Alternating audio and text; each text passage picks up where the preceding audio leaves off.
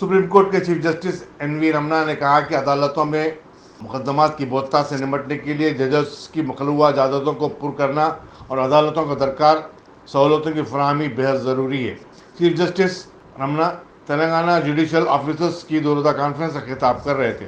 उन्होंने कहा कि जब वो इस ओहदे पर पहुंचे तो उन्होंने कहा कि उनकी सबसे पहली जिम्मेदारी ये है अदालतों में जजेस की तादाद में इजाफा किया जाए और उन्हें दरकार सहूलतों की फराहमी पहुंचाई जाए। उन्होंने कहा कि उस वक्त तक ऐसी सहूलतें फराहम नहीं की जाएँ इंसाफ रसाई मुमकिन नहीं है। चीफ जस्टिस ने कहा कि वो जहाँ भी वो जज की मखलूआ जायदाद देखते हैं वो चाहते हैं कि उन्हें फौरी पुर किया जाए, हाँ वो सुप्रीम कोर्ट की अदालत हो या फिर मुकामी अदालत।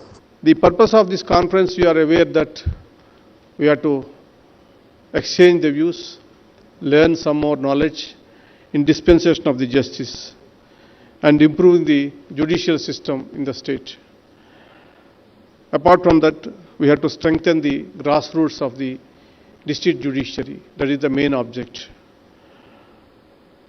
Performance of any organization delivering any form of service must be assessed in terms of its effectiveness in achieving its goals. So, the most important thing is we have to, these 2 days program, the learned senior judges, Justice Ram Subramaniam and other senior judges are here to give inputs to increase or the performance of the judicial system in the state. And some of the issues which I want to highlight. First, after taking over as a Chief Justice, I have taken 2 important issues which is necessary, I thought which is more important. That is, one is the infrastructure of the judiciary, second is filling up the vacancies. The reason is access to justice is possible only when we provide sufficient number of courts as well as infrastructure so the people, the litigant public can approach the institution for justice. At the same time, our judiciary is overburdened. I don't want to bother all of you by giving the figures, statistics, etc. But it is admitted fact, there is no dispute. The pendency is increased, cases are coming up. The reasons are 100. I don't want to say that also. In the circumstances, it is the feeling that once if you go to court, how many years it takes to get the results is a big question mark. Wherever you go, the first question asked is how many days it takes to decide a case. And thereafter, the hierarchy of appeal system in the country, it takes more time.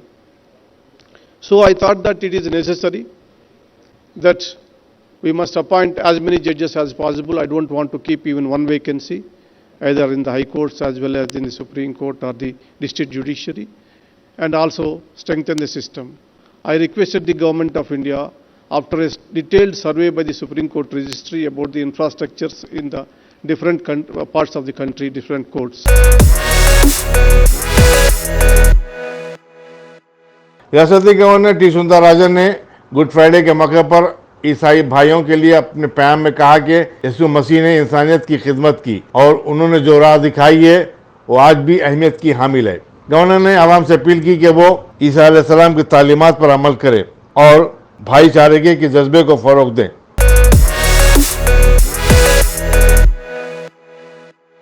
दोनों शहरों अजीमतर हैदराबाद और सिकंदराबाद में good Friday बड़े अकीदत और एहतराम के साथ मनाया गया।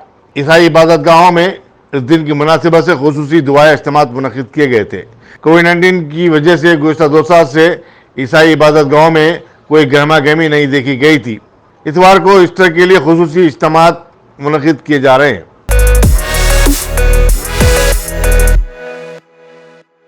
रियासती वज़ीर तालीम सबीता इंदिरा रेड्डी ने विक्टोरिया मेमोरियल ग्राउंड सरूनगर में मुनक़िदा तकरीब में दलित बंधु स्कीम के मुस्तकीन में चेक तकसीम किए। उन्होंने कहा कि रियासती हुकूमत अपने हर वादे को पूरा कर रही है, दलितों को हर तरह से तरक्की देना और उनकी फलाह बहबूद चीफ मिनिस्टर के चंद्रशेखर राव के अज़म की अक्कासी करती है। वज़ीर तालीम ने बताया कि हुकूमत ने दर्जे फ़हरिस्त अक़वाम के लिए 53 वुमेन डिग्री कॉलेजेस कायम किए हैं। इस तकरीब में सदनशीन मूसी रिवर डेवलपमेंट अथॉरिटी उर्गन असम्बली सुधीर रेड्डी, सदनशीन जिला परिषद रंगारेड्डी अनीता रेड्डी, अरकान असम्बली मचिनेनी किशन रेड्डी, के यादव, जयपाल यादव और कलेक्टर अमय कुमार भी शरीक थे। జరుపుకోవడం జరిగింది. అంబేద్కర్ గారి స్ఫూర్తిలో ఈరోజు తెలంగాణ రాష్ట్రంలో గౌరవ ముఖ్యమంత్రి గారి నాయకత్వంలో దళిత బంధు కార్యక్రమాన్ని ప్రతి నియోజకవర్గంలో కూడా ఇవ్వడం జరుగుతూ ఉంది. ముందుగా ఒక్కొక్క నియోజకవర్గానికి 100 చొప్పున ఏదైతే ముఖ్యమంత్రి గారు ఇచ్చారో 637 బెనిఫిషరీస్కి రంగారెడ్డి జిల్లాలో ఇవ్వడం జరిగింది. ఈరోజు రంగారెడ్డి జిల్లాలో ఉన్న అందరు బెనిఫిషరీస్కి దళిత బంధువులో ఉన్న లబ్ధిదారులందరికీ ఈరోజు కార్యక్రమాన్ని ఏర్పాటు చేయడం జరిగింది. గౌరవ శాసనసభ్యులు, గౌరవ జిల్లా పరిషత్ చైర్మన్, ఎమ్మెల్సీలు అందరూ కూడా దీంట్లో అటెండ్ కావడం జరిగింది. ముఖ్యమంత్రి గారు ఏ ఉద్దేశంతో అయితే ఇచ్చారో ఒక్కొక్క దళిత బంధు స్కీమ్ కింద 10 లక్షలు లబ్ధిదారుడికి ఇవ్వాలని ఏదైతే నిర్ణయం తీసుకున్నారో నిజంగా వాళ్ళ జీవితాల్లో ఈరోజు వెలుగు నింపే కార్యక్రమం ఇదని గౌరవ ముఖ్యమంత్రి గారికి వారందరి తరఫున కూడా మనస్ఫూర్తిగా ధన్యవాదాలు చెప్తా ఉన్నాను.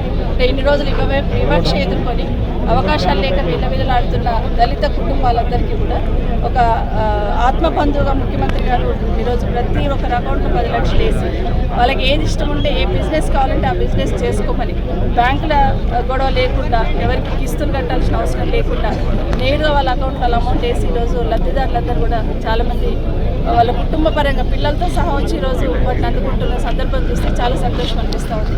ఈరోజు ఈ జిల్లాలో దాదాపు 30 కోట్లు వాళ్ళ అకౌంట్లలో కూడా వేయడం జరిగింది. వాళ్ళందరికీ కూడా ఈరోజు ఇక్కడే కాకుండా నియోజకవర్గాల వారికి వాళ్ళందరికీ అందించాలనేది కార్యక్రమం తీసుకోవడం జరిగింది. ఇదే కాకుండా నిజంగా అంబేద్కర్ గారి ఆశయాలు సాధించాలంటే అంబేద్కర్ గారి దళిత వర్గాన్ని ఎంత కూడా పైకి తీసుకున్న ఆలోచన ఏదైతే చేస్తున్నారో రిజర్వేషన్ ఒక్కదాంతోనే సాధ్యం కాదు, అన్ని అవకాశాలు కూడా సద్వినియోగం చేసుకోవాలనే ఆలోచనతో ముఖ్యమంత్రి గారు ఒక్కొక్క కార్యక్రమాన్ని తీసుకోవడం జరుగుతాం. ముందు అంబేద్కర్ గారు చెప్పిన విషయం చదువుకోవాలి, ఆ చదువు విలువ.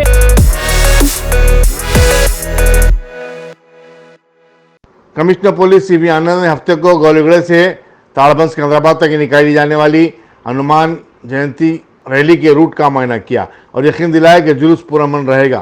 उन्होंने बताया कि 7 से 10 हज़ार पुलिस मुलाजिमीन और जुलूस के रास्तों में तैनात रहेंगे। पुलिस ने इसके लिए वसी तरह इंतजाम किए हैं। कमिश्नर पुलिस ने जुलूस के मुंतजमीन, वीएसपी और बजरंग दल के कारकुनों को इंतबाह दिया और कहा कि किसी भी किस्म की स्टाइलंगाजी को बर्दाश्त नहीं किया जाएगा। इस मौके पर एडिशनल कमिश्नर पुलिस लाइनर DS Chauhan, joint commissioner police Ramesh Reddy, Vishwa Prasad, additional commissioner traffic AV Ranganath भी थे। कबलुद्दीन डीसीपी रमेश और असिस्टेंट कमिश्नर पुलिस देवेंद्र ने पैदल और कार के जरिए सफर करते हुए रूट का मुशाहिदा किया। बीजेपी की रियासती सदर पंडित संजय की संग्राम यात्रा जिले जोगलंबा गढ़वाल से कल शुरू हो गई। मरकजी वजीर सियाहत टी किशन रेड्डी ने मौजे लिंगावनी में इससे खिताब करते हुए टीआरएस हुकूमत और चीफ मिनिस्टर के चंद्रशेखर राव पर जबरदस्त तनकीद की। उन्होंने कहा कि केसीआर ने किसानों को मुफ्त बरखी सरबराह करने का वादा किया था, दूसरी तरफ बरखी की शरों में बेतहाशा इजाफा कर दिया गया। उन्होंने कहा कि हुकूमत पेट्रोल की कीमतों में इजाफे का बोझ कम करने के बजाय आवाम पर मजीद बोझ डाल रही है और आरटीसी के किराए में भी इजाफा किया गया है। किशन रेड्डी ने कहा कि आने वाले असम्बली चुनाव में आवाम टीआरएस को सबक सिखाएंगे और चीफ मिनिस्टर के गुरूर का सर नीचा हो जाएगा।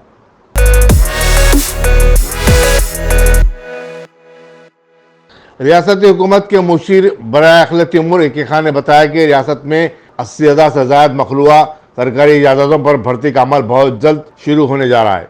मौके में अखिलती उमूर की तरफ से सरकारी मुलाजिमतों के ख्वाहिशमंद अकलती नौजवानों के लिए कोचिंग क्लासेस का अहतमाम किया जा रहा है ताकि वह मुसाबकती इम्तिहानात में कामयाब हो सकें।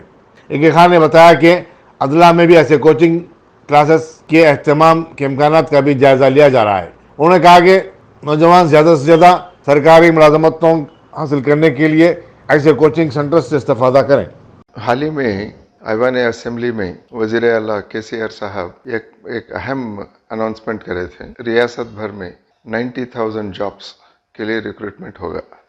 उसमें से 10,000 जो कॉन्ट्रैक्ट एम्प्लॉइज़ हैं, चाहे लेक्चरर्स हो या दूसरे हर एक डिपार्टमेंट में जो होते हैं ओहदेदार, उनका रेगुलराइजेशन और डायरेक्ट रिक्रूटमेंट 80,000 के लिए। ये हर एक डिपार्टमेंट में जो 44 महकमे हैं रियासत में, हर एक डिपार्टमेंट में वैकेंसीज हैं। जैसे मिसाल के तौर पर पुलिस डिपार्टमेंट में बहुत बड़े पैमाने पर, यानी कि 15 से 20 हज़ार तक हो सकते हैं वैकेंसीज, इसका रिक्रूटमेंट होने वाला है। वैसे फॉरेस्ट डिपार्टमेंट में वहाँ तकरीबन 1500-1600 वैकेंसीज हैं। हमारे माइनॉरिटी वेलफेयर डिपार्टमेंट में भी 1500 तक वैकेंसीज हैं, जिसमें से 1400 टिमरिस में ही हैं टीचर वैकेंसीज।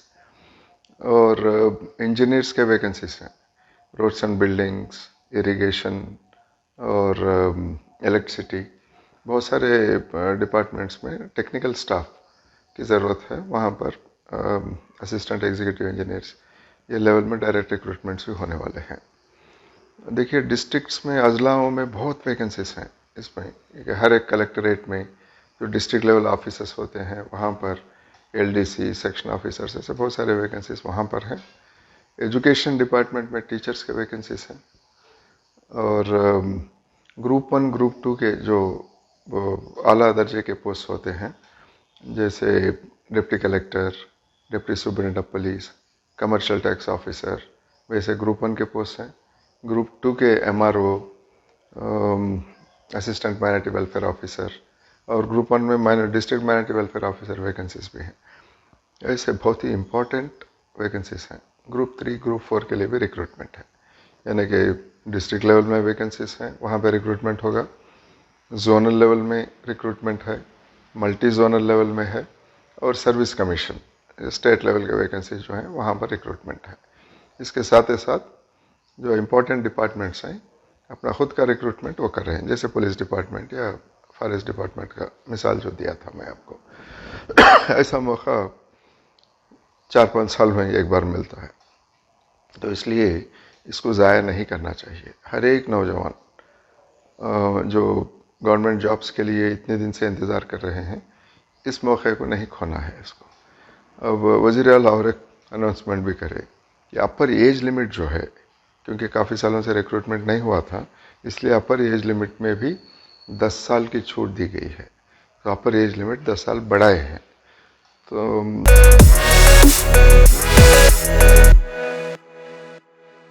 रियासती अखिलती मालियाती कॉरपोरेशन के सदर नशीन मोहम्मद इम्तियाज इस्हाक ने साबिक वज़ीर मोहम्मद शब्बीर अली पर शदीद तनकीद की और कहा कि वो कांग्रेस की झूठी तारीफ़ें न करें तो बेहतर होगा, क्योंकि मुस्तकबिल करीब में उन्हें कोई ओहदा या वजारत मिलने का कोई इम्कान नहीं है। मीडिया से बातचीत करते हुए इम्तियाज इस्हाक ने कहा कि अक़लियतों के हवाले से चीफ मिनिस्टर के चंद्रशेखर राव पर तनकीदें करना शब्बीर अली की एक आदत बन चुकी है। अक़लियतों को 4% तहफ़्फ़ुज़ात कांग्रेस ने नहीं बल्कि उस वक्त चीफ मिनिस्टर वाई.एस. राजशेखर रेड्डी ने दिए थे। अगर कांग्रेस ही देती तो फिर कांग्रेस की दूसरी ज़ेरे इक़्तिदार रियासतों में 4% तहफ़्फ़ुज़ात मुसलमानों को क्यों नहीं दिए गए।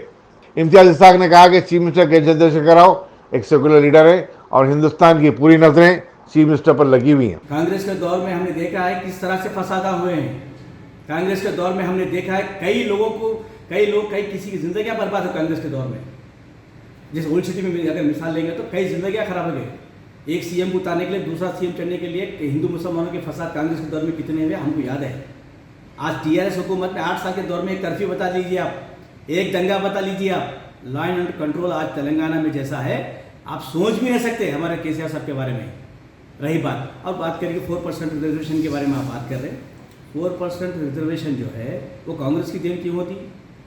100% गलत बोल रहे हैं आप। वो वाई.एस. राजशेखर रेड्डी साहब की सोच है, जिसमें केसीआर साहब की सोच है।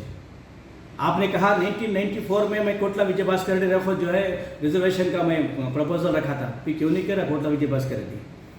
1994 से 2004 तक फिर 10 साल हुकूमत तकरीबन चंद्रबाबू के बाद फिर आप ही आए ना, फिर क्यों नहीं करे। केसीआर साहब के वाई.एस. राजशेखर साहब अलायंस होने के बाद 2004 में दोनों ने मिलकर जो है बात करके सोनिया गांधी मैडम साहब से बात करके रिजर्वेशन यहाँ पे किया। अगर कांग्रेस की देन होती तो पार्लियामेंट में, यूपीए गवर्नमेंट आपकी थी सेंट्रल गवर्नमेंट में, तो पार्लियामेंट में बिल पास क्यों नहीं करे 4% के ऊपर? आज भी सुप्रीम कोर्ट पे स्टे ऑर्डर क्यों है? हाई कोर्ट से खत्म होने के बाद सुप्रीम कोर्ट पे स्टे ऑर्डर लाने के लिए जनाब असदुद्दीन ओवैसी साहब एमपी साहब ने काफ़ी मेहनत की रिजर्वेशन को उसको लाने के लिए। जब असद साहब महबूबनगर का दौरा कर रहे थे, हमने भी मीटिंग ऑर्गेनाइज की थी असद साहब को वेलकम करने के लिए। तो आज स्टे ऑर्डर पे चल रहा है हमारा रिजर्वेशन, ये कांग्रेस की देन नहीं है, गलत बोल रहे हैं आप। ये जो है वाई.एस. राजशेखर साहब की सोच, केसीआर साहब की सोच थी जो रिजर्वेशन आया नहीं, आप भी स्टे ऑर्डर पे है। अगर आप जब चाहती अगर हुकूमत मनमोहन सिंह साहब की हुकूमत चाहती तो बड़ी पार्लियामेंट बिल पास कर सकती थी। तो लिहाजा जो है आप उसके लिए गलत है। मैं आपसे आप बड़े भाई हैं, अदबन आपसे मैं अपील करता हूं कि आप ऐसे बयान मत दीजिए। कांग्रेस का दौर ख़त्म हो चुका है। अगर सियासी तौर पे आप हमेशा जो है सुरक्षा में रहना चाहते हैं, ऐसे बयान देना चाह रहे हैं तो ठीक है, आप खाली बयान कहते देना चाह रहे हैं तो ठीक है, लेकिन आपका जो स्टेटमेंट है गलत है। आप रोज़गार की तौहीन कर रहे हैं। हुकूमत जो है, सेकुलर हुकूमत जो है, रोज़गार का एहतराम करके रोज़गार इफ्तार पार्टी करती है। क्या वैएस राजशेखर साहब ने इफ्तार पार्टी नहीं की? क्या आपने नहीं था? मैं भी था ना।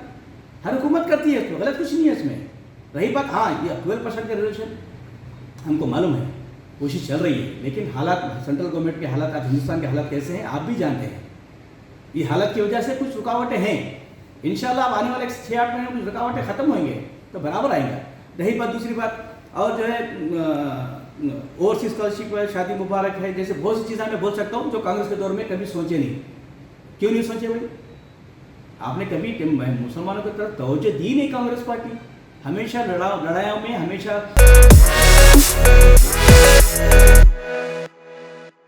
Deputy commissioner police south zone G Chaitanya ने बताया कि हनुमान जयंती के मौके पर हफ्ते को पुराने शहर में हालात पुरअमन रहेंगे और पुलिस ने उसको यकीनी बनाने के लिए तमाम तर इंतजाम किए हैं। उन्होंने कहा कि जुलूस के दौरान किसी को भी कोई तकलीफ नहीं होगी। हाबलजी additional commissioner police law and order DS Chauhan ने चामिना पुलिस स्टेशन में साउथ जोन के अहदेदारों के साथ एक इजलास मुनक्किद किया। साउथ जोन के पुलिस के साइड से सबको गुड इवनिंग। कल हनुमान जयंती प्रोसेशन है and at the same time कल हमारा रमज़ान का पवित्र महीना चल रहा है, तो दोनों फेस्टिविटीज़ को देखते हुए उसका बंदोबस्त किया गया ताकि पूरा रास्ते पे किसी को कोई डिस्टर्बेंस ना हो। उस प्रोसेशन रूट को सभी सीनियर ऑफिसर्स आके आज देख के गए। अभी तक सीनियर ऑफिसर्स का ब्रीफिंग भी हुई एंड वो जो भी ऑपरेशन का इंचार्ज है उनसे भी बात हुई ताकि एंटायर प्रोसेशन पे कोई दिक्कत ना हो और सभी को अपना अपना रीति रिवाज के हिसाब से अपना फेस्टिविटीज़ मनाने के लिए सभी पुलिस की साइड से अरेंजमेंट किया गया। Thank you.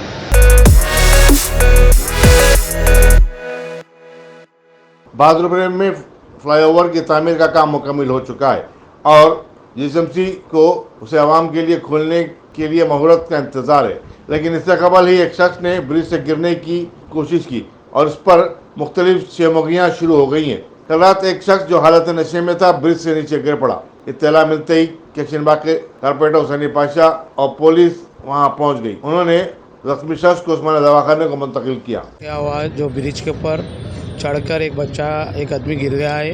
कुछ लोग कह रहे हैं कि नशे में था बोल के। मैं अल्लाह ताला से दुआ करता हूं कि अल्लाह उसको सलामत रखे। अभी एरिया पुलिस और इब्तिदाई मेरे सदर मोतमद्दीन फ़ौरन यहाँ पर आके उसको उस्मानिया शिफ्ट करे है। उस्मानिया पे लेके गए हैं, सीरियस कंडीशन है और लोग का कहना है कि वो नशे में थे बोल के। मैं अल्लाह ताला से दुआ करता हूँ कि अल्लाह ताला उसको जल्द से जल्द शायद याब कर दे, क्योंकि सीरियस कंडीशन है और उनको ब्रिज पे चढ़ने की ज़रूरत ही नहीं थी। उन्होंने नशे में रहने की वजह से ब्रिज पे चढ़े और चढ़ के ऊपर से डायरेक्ट नीचे कूदे तो डैमेज हो गई हड्डी वड्डी और कुछ सर को और कुछ मार पड़ा बोल के बोले गए। और मेरे साथ इब्तिदाई सदर मोतमद्दीन फ़ौरन मेरे साथ आए और उनको शिफ्ट करे उस्मानिया को। मैं ख़ास तौर पे आप लोगों से कहना चाहता हूँ कि उस आदमी के लिए दुआ फरमाइए कि अल्लाह ताला उसको जल्द से जल्द शायद दे दे। साहब ये अभी ब्रिज मुकम्मल है, उससे पहले ब्रिज पे चढ़ने कौन दे, क्या GHMC की लापरवाही है? नहीं, GHMC का काम चल रहा है कंटिन्यू नीचे ऊपर। नहीं, कॉन्ट्रैक्टर ऑलरेडी रस्ती बने हुए वहाँ पर रोके रास्ता, मगर उन्होंने कैसा गए रस्ते के पार किस तरीके से गए नहीं मालूम, क्योंकि लोगों का कहना है कि उन्होंने नशे में थे बोलते। तो नशे की वजह से उन्होंने ऊपर से जाके नीचे उतर गए। डायरेक्ट उतरने की वजह से उतरना समझ के उन्होंने कूदे तो कुछ पैर को सर को ये मार पड़ा है। आप लोग भी दुआ कीजिए और दुआ की भी अपील कीजिए, क्योंकि कुछ छोटे छोटे बच्चे बोल के इत्तला मिली है उस्मानिया को शिफ्ट करे है। इंशाल्लाह ताला उस्मानिया को जगह नहीं मालूम हुई, कुछ इधर करीब के ही एरिया में रहते बोल के मालूम हुआ। सब ब्रिज का काम जो है तकरीबन मुकम्मल हो गया, तो कब उसकी ओपनिंग होगी? इंशाल्लाह MP साहब MLA साहब डिसाइड करेंगे।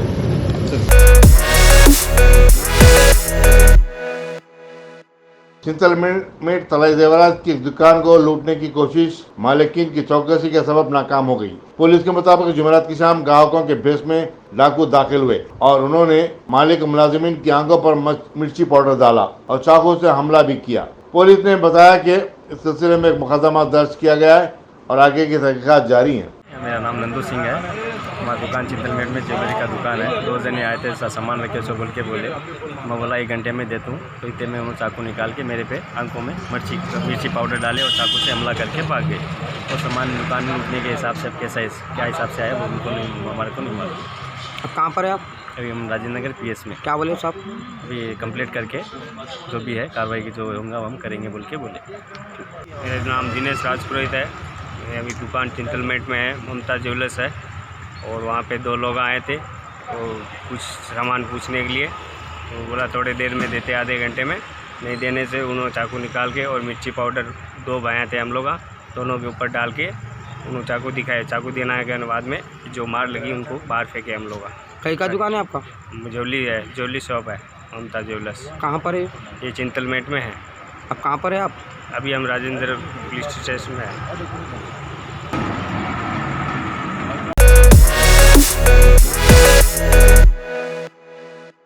वेल्दून की पुलिस टास्क फोर्स ने टप्पा चौबूतरे में क्रिकेट मैचेस की ऑनलाइन बीटिंग वसूली के रैकेट को बेनकाब किया है। इस सिलसिले में गड्डी मलकापुर के रहने वाले 42 साल जावेद खान को गिरफ्तार किया गया। उसके कब्जे से 2,80,000 रुपए की नकद रकम भी बरामद की गई। इंस्पेक्टर टी श्रीनाथ की क़यादत में टास्क फोर्स की टीम ने यह कार्रवाई अंजाम दी।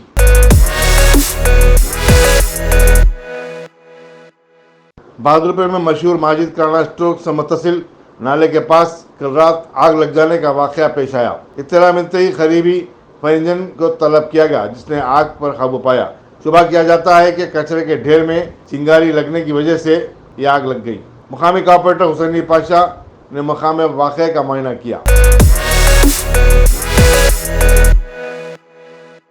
अजान के लिए लाउड स्पीकर के इस्तेमाल पर जारी तनाज़े के चलते महाराष्ट्र के वजीर आदित्य ठाकरे ने कहा कि मसाजिद से लाउड स्पीकर को हटाने के बजाय उन्हें महंगाई और पेट्रोलियम एशिया की कीमतों में बढ़ते हुए इजाफे पर आवाज़ उठाने के लिए इस्तेमाल किया जाना चाहिए। उन्होंने कहा कि 60 साल में इस कदर महंगाई कभी नहीं देखी गई। मरकजी हुकूमत को इस बात का इदराक ही नहीं है, बल्कि वो मुल्क को फिरका वारियत की सिमत लेके जा रही है।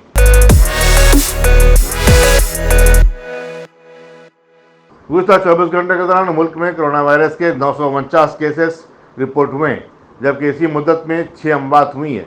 मरकजी वज़ारत सेहत ने बताया कि दिल्ली में तलबा में कोरोना की अलामात पाए जाने पर स्कूल को बंद कर देने के काम जारी किए गए हैं। दिल्ली की डिजास्टर मैनेजमेंट अथॉरिटी ने 20 अप्रैल को अपना एक इजलास तलब किया है, जिसमें सूरत हाल का जायजा लिया जाएगा।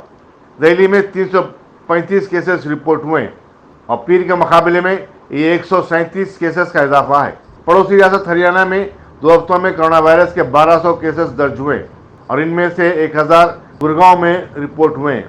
नोएडा में 436 केसेस की तलाश मिली है। बताया जाता है कि इनमें 16 बच्चे भी शामिल हैं।